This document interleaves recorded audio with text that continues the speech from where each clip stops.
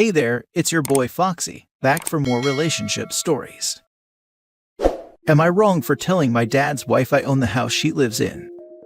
My 29 female dad married a woman named Maria a year ago after dating for 4 years. My dad wanted to buy a larger house for them to live in, but couldn't afford it without selling the home he lived in at the time, which is a unique property that he dearly loves. Although I now live abroad, I like the area he lives in, so my husband and I offered to buy a house there that my dad and Maria could live in. My dad agreed to this on the proviso that we not tell Maria that it wasn't him who paid for the house. This made no difference to me, so I agreed. So the house they live in is in my name, and they live there. I never planned to tell her. Recently, I went back to my home country and decided to stay with my dad for half my time there. And the whole time, Maria made it clear I was an inconvenience and that me doing things with my dad was annoying to her. But I'm not a confrontational person and I don't react too much, so I let it go. However, 2 days before I was due to leave, she came into my room and saw that I had my dad's dog on the bed. Now, this is a dog that my dad has had since before he met Maria and that I raised. Maria doesn't allow him on her bed, which is fine, but I've always had him sleep on mine. She flipped out, saying this was the final straw, that she'd had enough of me disrespecting her in her own home and that I had to leave. I tried to de-escalate the situation, saying we should just wait for my dad and sit down and talk this out, but she was adamant that I had to leave and that she had the authority to make me. After several minutes of me trying to explain to her that it was absurd of her to try and kick me out of my dad's house without talking to him, she said that what she said went, and since she married my dad, this is technically her house. I just chuckled and said, since my name is on the deed, it's technically my house. But there's no need to get technical, we should just wait for my dad. She was shocked and left the room. When my dad came back, I told him what happened, and he went to speak to her. There was a shouting match, and she didn't speak to either of us until I left 2 days later. My dad is mad, I told her, which I get, but since then, I've also got texts from her kids saying I was wrong for telling her and making her feel like a guest in the house. This isn't the case, she isn't a guest, she's a tenant. But so is my dad, and the only point I was trying to make was that she didn't have any business trying to kick me out of my father's house, let alone my own property. I didn't take it there until she did. That said, maybe I should have just left the ownership out and let my dad handle it. Edit. For everyone talking about Maria being a tenant and tenants' rights. She doesn't pay rent, so I don't know if that makes her a tenant technically. If it does, then as a landlord, I'm pretty sure I have legal recourse over the remodeling she did without notifying me or my approval. And anyway, I wasn't there as a landlord, I was there as a guest of another tenant, and actually she did have several weeks notice I was coming in any case. I'm sure it's a legal rabbit hole, but the only reason I use the word tenant is to say that since she lives there, she isn't a guest in the home. Now for the top comments. Now wrong. She internally struggled with wanting you to do what she wanted. It escalated due to her need to be the boss in her house with, you disrespect me in my house. You were gracious to allow her to save face several times. You offered options, call my dad. This type of personality will lose it once they know they don't have control. You did not make her feel anything. She created this situation. You again are gracious to allow them to enjoy a beautiful home. Maybe she feels deceived by your father, but the children need to pipe down. It was your first visit, and she was not cordial to you. The children were expecting that house to go to them eventually. I mean, then they would want to know it's not their mom's in that case, and would be pressuring OP to deed it over. OP keeping quiet only continues their father's lie to his new wife, who sounds kinda like a chore. My guess is kids are used to steadying her boat. Not wrong. In the comment, OP points out 1. It's a furniture owned by OP, and 2. They do not pay to live there. If I am doing someone a solid only to be disrespected like that, I'm done doing the solid. The stepmom is obviously a gold digger on a power trip. Yes, OP agreed not to say anything, but she didn't agree to being disrespected in the home she lets these people live for free in. Oh, for real, she definitely wants that house when he is gone. Or at least for him to leave the house to her kids. Not wrong, but good luck. Next story. Am I the idiot for returning presents my wife got for her friends' kids because they cost too much and impacted me buying what I wanted for my daughter? I work full-time, and my wife, 35 female, barely works part-time since she can't handle full-time work. Whatever she earns, she keeps for herself and her personal expenses, and I pay for all of our living expenses. I'm content with this arrangement. She does have access to my personal account in case she ever winds up needing a bit of extra money. My only stipulation is that, if it's going to be over $150, tell me about it first. In the 5 years we've been together, there have been a number of times she's helped her friend buy birthday or Christmas presents for her kids. Once or twice she's been short on what she wanted to spend and has taken from my account to cover expenses. Cool, no biggie, because she told me about it beforehand, and it was never anything too extravagant. This year, her friend is needing help again, and my wife brought up helping her out and she may need to borrow some money from me. I told her that was okay, but to not exceed $300 this year. I have a 16-year-old daughter from my previous relationship, and with our financial arrangement, my wife is hands-off when it comes to finances concerning my daughter. Her mother and I decided to split the cost of a used car for her for Christmas. Then my wife did her shopping for her friends' kids, and when she got home, she told me she exceeded the limit by a lot, like closer to $850 spent. When my wife told me that, I told her she had to take it all back and get cheaper things, and that I gave her a limit and why. My wife insisted she couldn't take it all back, because she already told her friend what all she got, and her friend was over the moon. She felt it was unfair that less fortunate kids had to get less so my daughter could have a car, and asked that I talk about delaying the car purchase with my daughter's mother. I told her absolutely not. Said she wouldn't take them back. When she went to shower later in the day, I took her purchases and the receipts and returned them myself. I was able to get cheaper, generic versions of some of the items, but not all. My wife is unhappy about this and has been cold after calling me controlling and unwilling to compromise. I think I compromise plenty, but my daughter comes before one of her friend's kids. Was I wrong? Okay. To me, even paying $300 for gifts for someone else's family seems excessive. But $850? It's not your responsibility to cover for gifts for another family. Absolutely, you're in the right.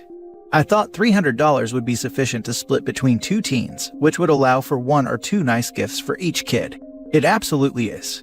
I never received $425 in Christmas presents from my parents. $150 is much closer to reality. And you guys aren't even these kids' parents. Not even just $850, but $850 of OP's money, plus whatever his wife spent of her own money, and whatever the friend spent for her own kids. How much money is being spent on these kids? Honestly, with that much, I would definitely want to look at the receipts and make sure it wasn't gifts for her. I did look at the receipts, and none of it was for her. The biggest expenses were a VR set and a digital art tablet or screen type thing. Not wrong, and I would kick her off the account. She agreed and she broke the agreement that was on her. And I would further explain that my obligation to my daughter far exceeds the wife's obligation to the friend, and that her failure to understand that, and that she took extra money from the account, is why she will no longer have access to that account. I wonder if wife's friend is a secret partner. I can't imagine spending that much on a friend's kids. Do the kids even know that wife is the gift giver and not the mother or Santa? Rant, gifts from Santa always irk me. I guess it's the long game to make kids behave for some time because someone is watching them.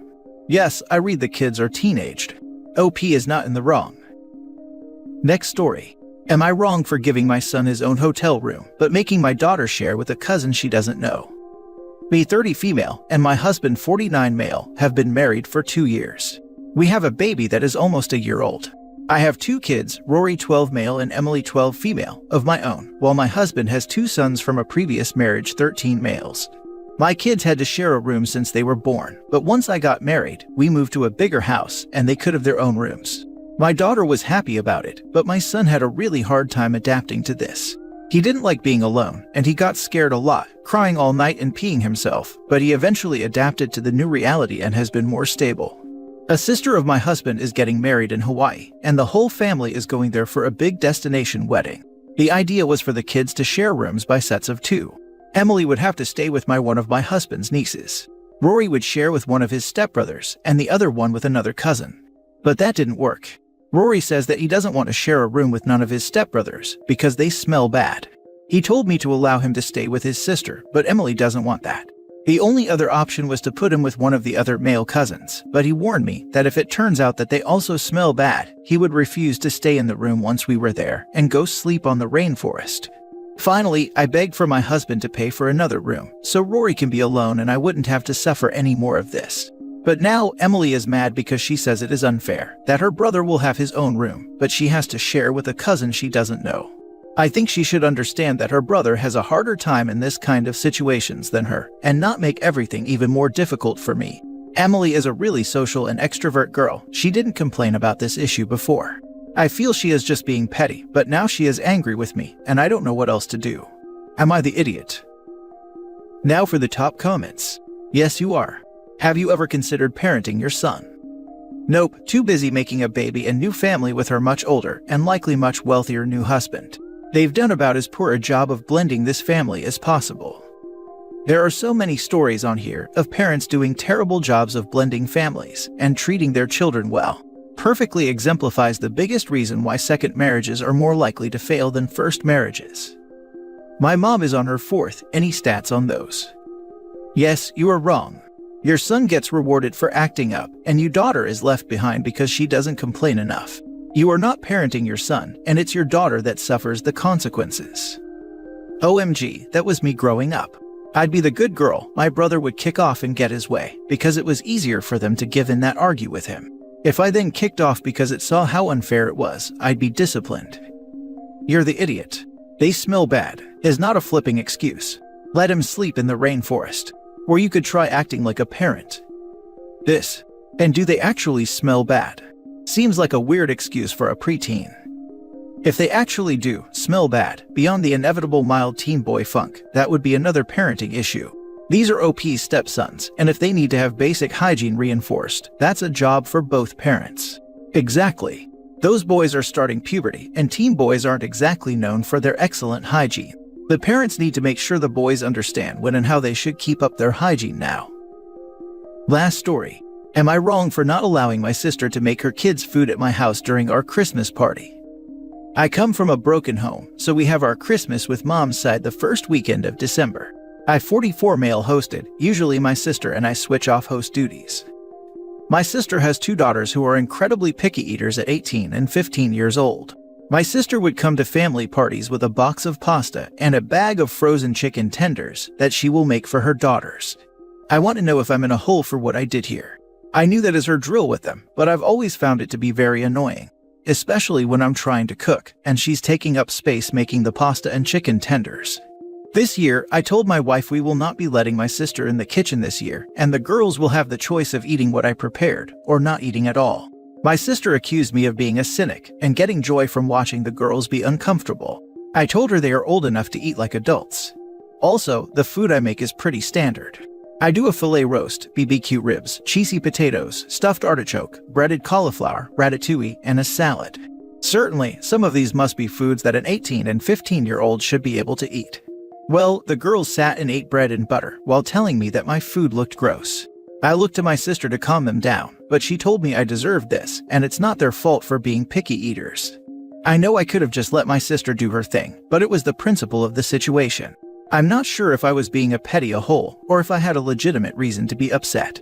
Edit. There are no medical conditions or food allergies. I made it clear to my sister in advance that I would not be allowing this. She decided not to listen. I did not anticipate this blow up, but I am willing to compromise. If the girls really won't try new things, my sister can make their food at home and bring it. No. You told your sister ahead of time that you would not allow her to use your kitchen. If she was that concerned, she could have declined your invite or fed her kids before showing up. Her kids being rude was uncalled for. That's why I think I might not be in the wrong. I made it clear to her beforehand that I wouldn't be allowing this. No, they are 18 and 15, not little kids. They can be picky, but you don't have to accommodate that. It's very annoying to have someone come into the kitchen and taking up space when you're cooking a big meal. They really had a third option as well, which is pack a freaking sandwich and eat that. Takes zero kitchen space or accommodation. Fourth option. Stuff your face before you get there. I have used this option many times over the years. This is how people turn 30 and still refuse to eat anything but pizza and chicken nuggets.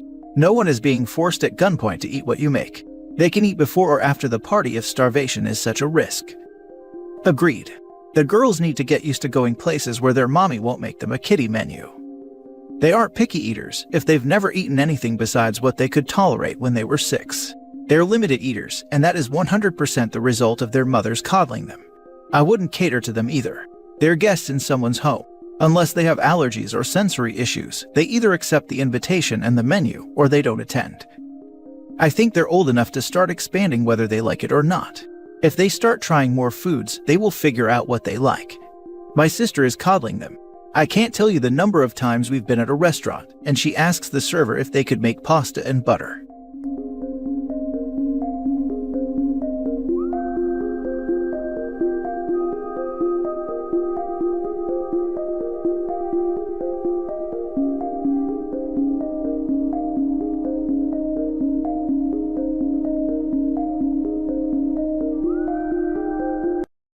Hey there, it's your boy Foxy, back for more relationship stories. Am I wrong for refusing to visit my parents after they tried to get me and my ex back together? I'm 26 female, ex is 28 male, we'll call him Tom. Tom and I dated for a couple of years, and my parents absolutely loved him, invited him to everything, and constantly talked about him like we were already married. Then he found out he had a kid from a one-night stand from just before we started dating. I tried to roll with it for a few more months after that, but it was just too much to deal with too soon in the relationship for me, and I broke it off. I think it was for the best, though Tom desperately tried to get me to stay and enlisted my parents to talk me out of leaving. I told them to drop it, or I was going to go no contact for a while because I already had a lot to deal with, so they did. This was 6 months ago, and I have Tom blocked on everything. All the mutual friends know the score and are good at keeping things separate, and I'm dating again. So, I show up to Thanksgiving with my parents like usual, and guess who's sitting in the living room? Tom and his son, now 3 I think. He gets up all happy to see me, and I turn around and walk back out, get in the car, and go to my hotel. My mom calls and asks me where I went and why I left, and I told her she knows damn well why, and asked why Tom was there. She told me that they still consider him part of the family, and they love his son and didn't want them to be alone for the holiday. When I asked why she didn't tell me ahead of time, she kind of stalled, and then admitted that she knows I don't want to see him, but that I obviously still love him, and they thought if I could just see how great everything could be, he and I could reconcile. That kind of infuriated me, not gonna lie. I don't want to be a step-parent, or at least not right now, and not in this particular situation. It sucks, but I've processed it and moved on. I told my mom that what they did was wrong and really out of line, and that I was going home. Hope their Thanksgiving with Tom was all they hoped it would be. Then I turned off my phone for the rest of the day. When I finally turned it back on, I had a slew of texts and video messages, some from Tom using my parents' phones. I deleted them without listening to the whole message, and finally called my mom back last week after I had calmed down. She apologized for springing Tom on me, and I told her that she needs to stop hoping we'll get back together, and that I don't want Tom in my life. She admitted that they wanted to invite him for Christmas as well. Evidently, he now has sole custody of the kid, and my parents have been playing grandparent. I told her that any function Tom is at, I won't be at, and if they ever spring him on me again, that will be the last time we speak for a very long time. My parents are accusing me of being cruel by making them choose, and giving an ultimatum, with a side dish of, that little boy needs a family guilt. I don't care if they want a surrogate grandparent or be friends with Tom, but I won't be involved, and I'm hearing from a lot of people that I'm being a petty idiot. Now for the top comments. Not the idiot. The little boy has a family, Tom is his family. If they want to be part of that family, too, fine. But they can find ways to do it that respect your desire not to see Tom, much less force you into their vision of that family, when the entire reason you broke up was that you didn't want that. OP needs to tell them that with this behavior, Tom's kid will be the only grandchild they will see, because they won't see any of her children like this. Yup. This OP should go no contact, and since they already have a grandchild, don't let them near your children. Whoa, not the idiot. Your parents are choosing an ex over you at every turn. I hope that your chosen family is better than them. I would recommend making a backup plan for Christmas with your close friends. I'd recommend making plans for Christmas, not as a backup, but as my main plans. Let them see what the future holidays will be if they continue to interfere in your personal life and not respecting your boundaries. As much as I'd like to support your hypothesis, I suspect they'll be so over the moon doting on their chosen son and watching their surrogate grandchild enjoying the magic of Christmas that they won't even notice the absence of OP. Next story. Am I the idiot for telling my parents I won't attend their Christmas celebration until they send my husband a separate invitation, plus mini update? I'll preface this by saying that my husband Luke, male 32, does not get along with my parents. You can't tell who's right or who's wrong, just that there's always this ongoing tension between them, but can be civil enough to sit together at one table. I recently got an invitation for Christmas celebration from my parents. The invitation including me and Luke, but Luke thought this was somewhat rude and disrespectful because he believes he should get his own invitation and not have his name mentioned as an extension to mine. We talked, and he said he wouldn't go unless they sent him a proper invitation. I called Mom and asked if she could do it, and she thought it was ridiculous and said that she and Dad did the same with my sister and her husband. I told her it was fine, but Luke can be sensitive like that, and so a simple invitation in a form of a text directly to him will fix it. She got defensive and said that Luke is being ridiculous. Dad claimed that Luke is trying to pull some power move to humiliate them, but I thought this was a small issue. They still thought it was ridiculous, so I told them I won't attend if they don't send him a separate invitation, because he won't attend if he doesn't get it. This blew up, and my sister started arguing, saying Luke needs to get over himself and shamed me for trying to force our parents to send him an invitation, by saying I won't come if they don't. We haven't talked after that, and we're waiting as of now. Edit. The invitation I received was in a text. Luke is saying that a simple text to him will finish the conflict, but my parents still think it's ridiculous and that they won't invite him since they already have. You're the idiot. Holy crap, that's not how invitations work. Couples always get invited together. He wouldn't be invited if he wasn't your husband. Why didn't you shut that nonsense down immediately? Your husband is a bigger idiot, but you enable him. You can't tell who's right or who's wrong. I kinda feel like I can. It's funny how OP can't tell who's right or who's wrong, but the whole of Reddit can. I'm guessing that Luke has been pulling crap like this for years, and OP is numb to it. Seriously, I don't know Luke, and I don't like him. Based on what OP has written, I imagine that Luke is like my ex-boyfriend.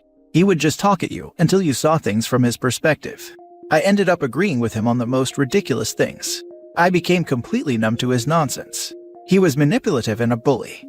It's why I didn't want to make a judgment against OP. She is in the wrong, but if Luke is anything like my ex. Luke is the idiot, and you are too for condoning it. When you're married, you don't get separate invitations. Your mom called and said I hope you guys can come for Christmas, or we're looking forward to seeing you at Christmas. That is the royal you, not just you OP.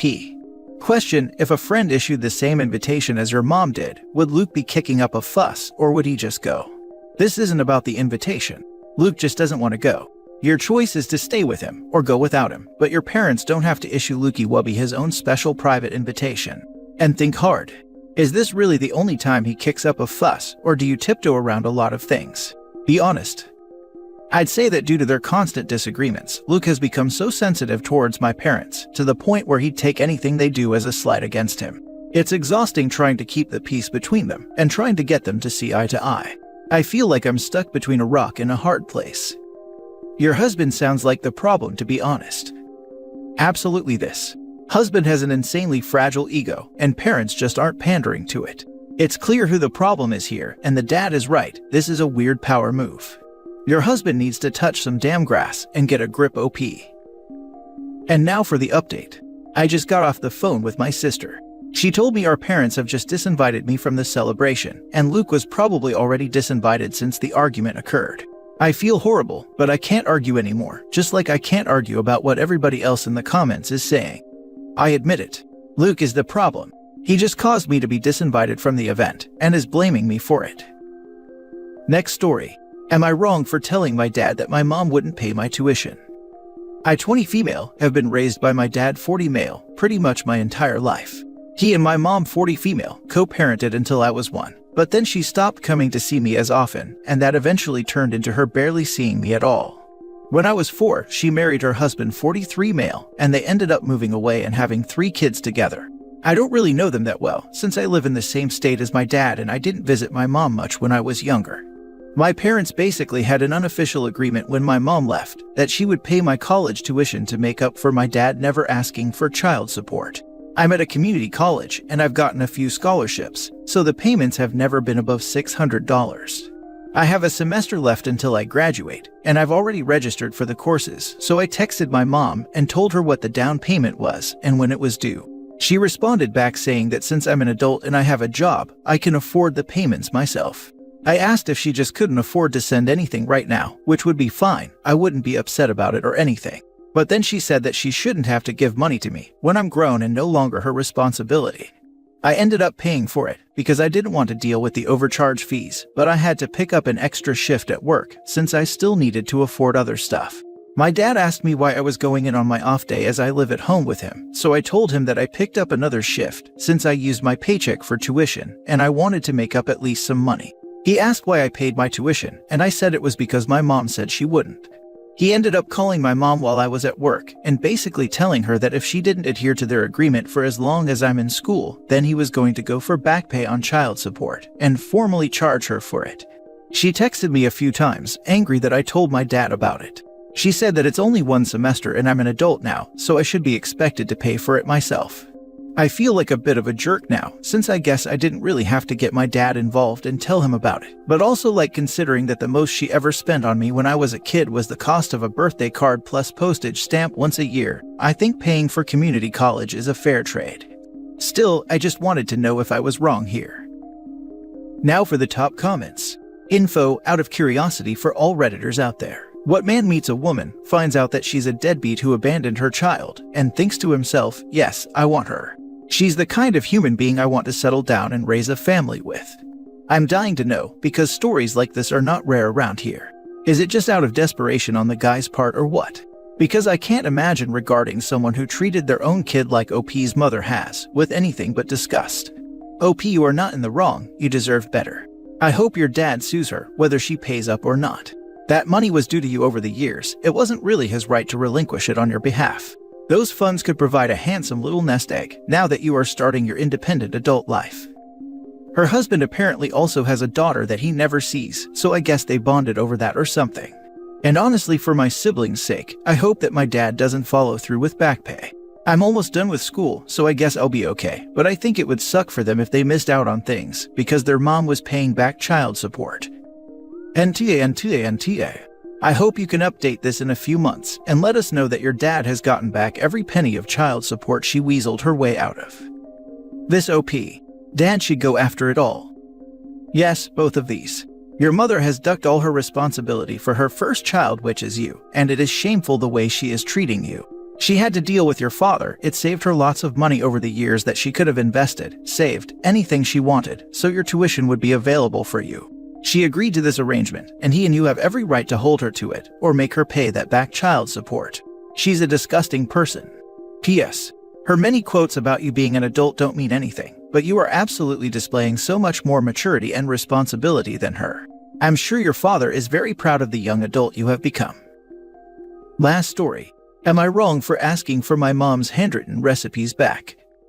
My mother passed away a few months ago. While we were cleaning out our house, my daughter-in-law took her box of handwritten recipes because she wanted to make a recipe book for Christmas for everyone in the family.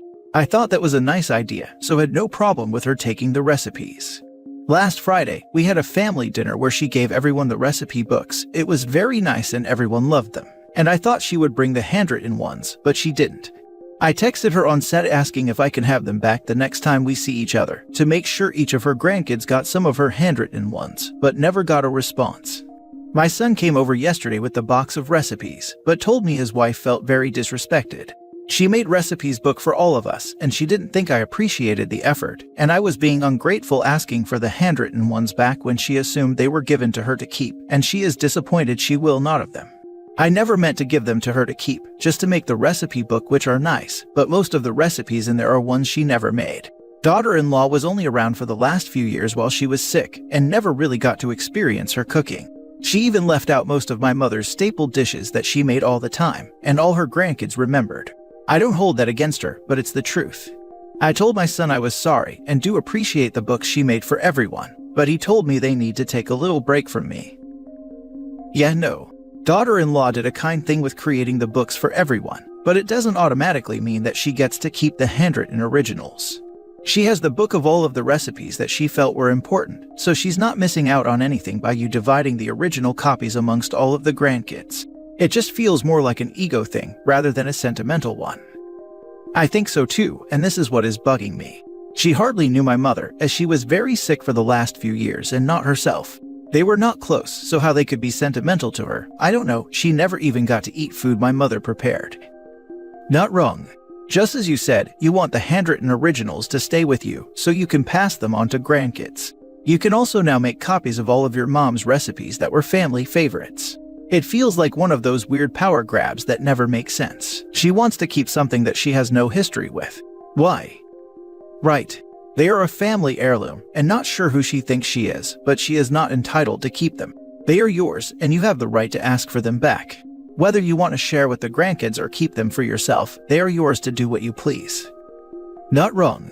Your son's wife is a huge jerk for trying to keep them. No reasonable person would assume they were being given someone else's grandmother's handwritten recipes. Right. Not only did she try to take OP's mother's handwritten recipes, she left key recipes out of the book. She was purposely trying to steal her recipes and hoard them for herself, which is super messed up because OP was willing to share all the recipes with everyone. Then to call OP disrespectful because she wouldn't let her pretend that they belonged to her. DIL and son can take all the time they need if this is how they are going to behave.